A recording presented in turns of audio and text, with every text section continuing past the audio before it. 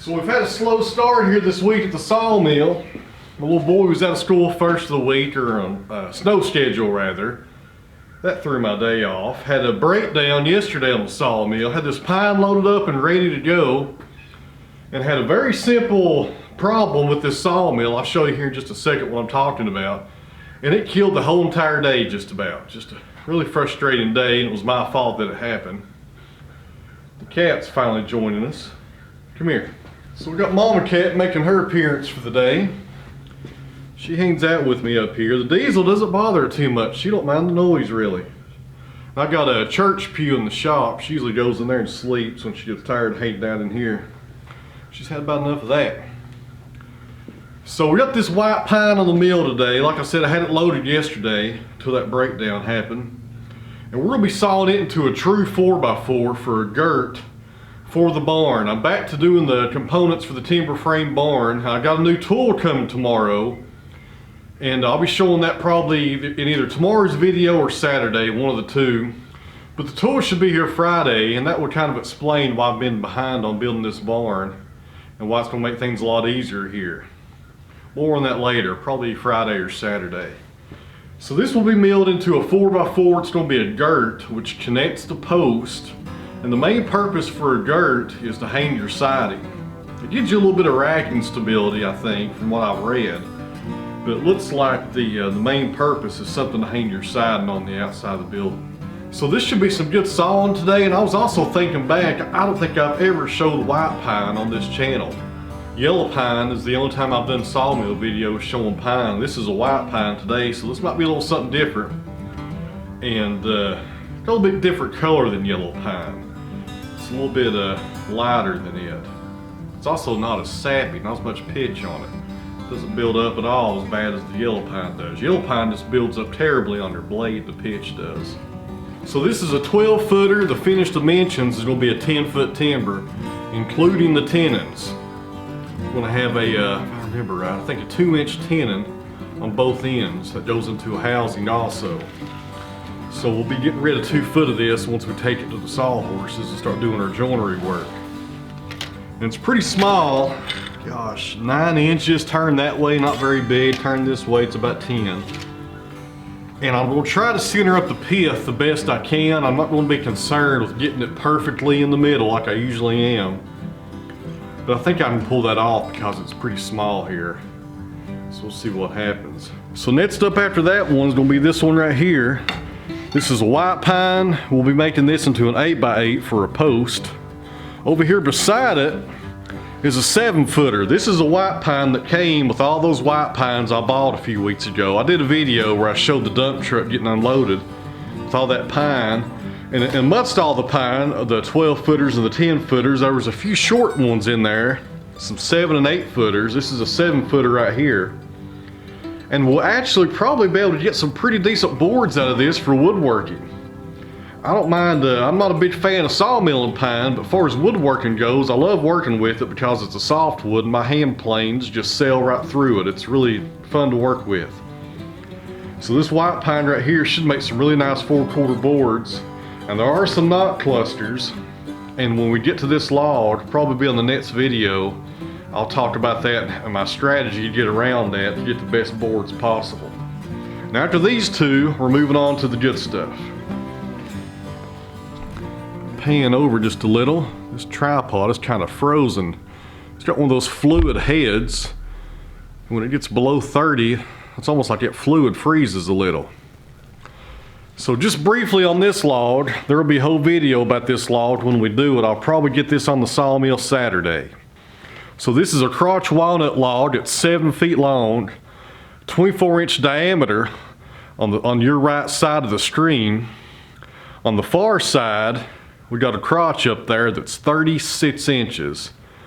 So we'll have to trim off about 2 inches of that to fit through the wide head, but that's going to be a really special walnut log. And there's a story behind that one. And I've also got the footage of when I harvested that about a year ago. So we'll do a full video on that probably Saturday when I can get that on the mill. A lot more on that later. So I've talked about this in previous videos. This sawmill and all Wood-Mizers had this tank up here and you put water in it. Some people put diesel fuel, and that lubricates your blade, keeps it clean, keeps it cool. Well, in the wintertime, you're supposed to winterize that and put some, a lot of people use diesel. I use windshield washer fluid that's rated for 25 below. That's why it's got this purple color to it. And I forgot to properly winterize this about 2 days ago. I come out here, gosh, Tuesday night, because I knew it was gonna be pretty cold. I filled this thing up, but I did not purge the system. What I should have done was open up this valve and turn on the pump and completely clean out that tube and the pump of the water that was in there that was untreated with this stuff. But I didn't do that, therefore it froze, and this entire hose right here, which is pretty long, it wraps around twice and goes inside of here, goes through the pump, then all the way out there to the saw blade, and it was completely froze solid. So it took me a good part of the day just to track down all that stuff and get it thawed out. Because I tried to use the heating gun, but it got too hot on this tube and it was trying to melt it, so I didn't want to do that. So at the end of the day, I thought I had it thawed out and ready to go, but I had one more problem. That's this right here. This is a filter for the water. It has a filter where it goes into the tank, and this is a second filter. The LT35 didn't have all this. It was just gravity fed. This is the Wood-Mizer system. Much better. But I took this off, and this was solid ice in here. It was just solid all the way up into the housing up in here. There's a little housing above it. You don't think you can see it or not, though. And by the time I got all that done, it was like 2 o'clock, and I picked up Bruno at 3 o'clock, and I just called it a day. So a lesson to be learned right there on the Wood-Mizers: purge out the water and get yourself some windshield washer fluid. One more thing, guys, before we get started, I'm using the 747 Wood-Mizer blades today. This is a brand new blade, so we should be able to fly right through this pine pretty fast, being it's a smaller log.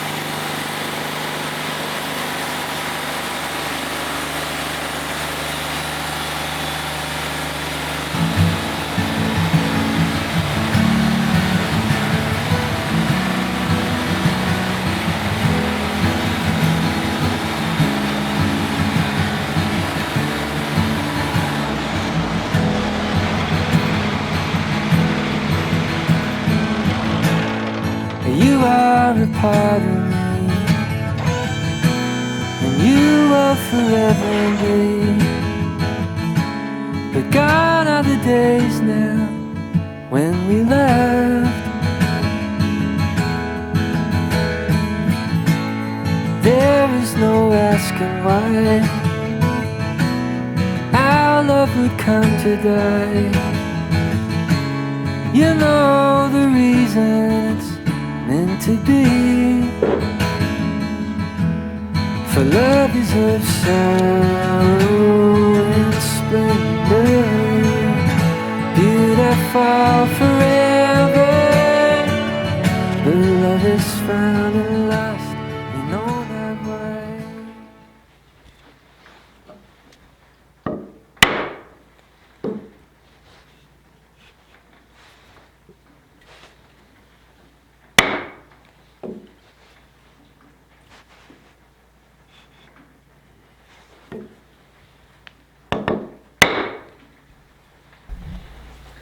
So what I'm doing here, this may be kind of something you guys have never seen before. This came from a book I read by Christopher Schwartz. Gosh, I can't remember which book it was. It's been a long time since I've read that thing, maybe 8 years ago or so. But what I like to do when I'm doing any kind of hand sawing, not only make a little line right here and mark it out with my chisel, but I come back in here against that little line that I've already knocked down with the chisel, and come in there and meet it, and that makes a little trench right here. And whenever you use a hand saw, it's much easier on the corner where you start or on the face up here if there's a little trench to start in. You don't have to worry about your saw kind of wandering off. And it just takes an extra, you know, gosh, 10 seconds to do that. It also gives you a great excuse to use some of your chisels.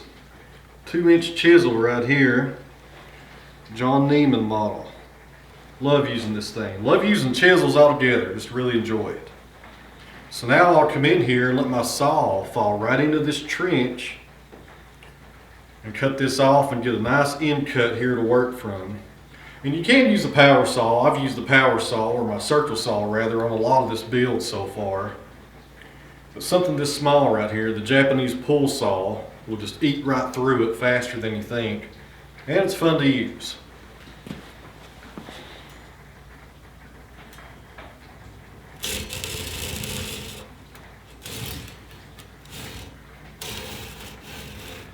It's really nice because it just falls right into that little gutter you just made.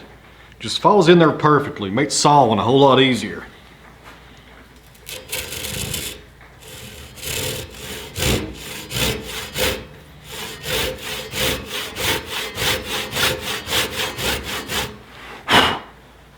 And if you've never used a Japanese pull saw, these are on Amazon. I'll put a link down below.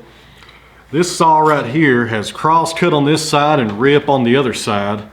And these larger ones are made for a good sized timber like this, and also for green timber.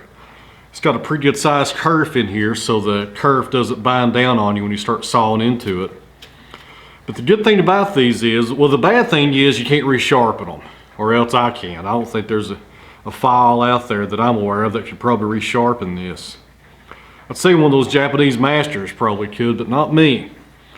But what you do is whenever it gets dull, you just unscrew it, discard it, keep your handle, and the replacement blades are half the cost of the full saw. So, not too bad.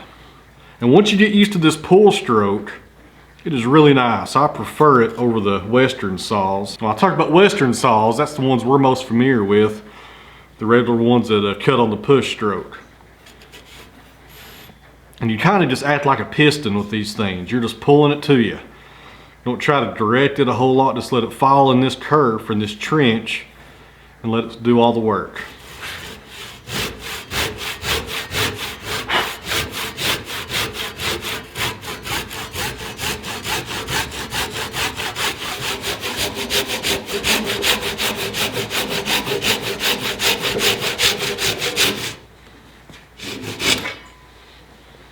It's pretty fast. A power saw is a whole lot faster, but this thing is pretty fun to use, I will say that.